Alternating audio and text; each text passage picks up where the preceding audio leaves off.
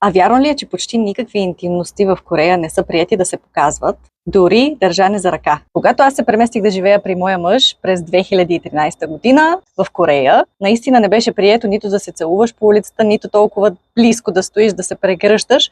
Единствено държането за ръка беше окей.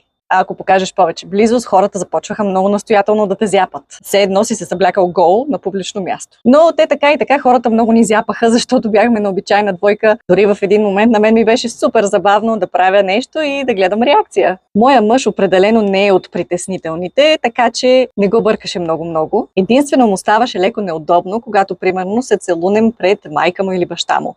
И не ви говоря за френска целувка, а просто като за здрасти и за чао. Сега, вероятно, ако отидете в Корея и си хванете гадже и тръгнете да се целувате пред някой дядо, ще ви се накара много сериозно. Но младите вече не обръщат толкова внимание на тези неща. Дори ако гледате доста корейски сериали, може би сте забелязали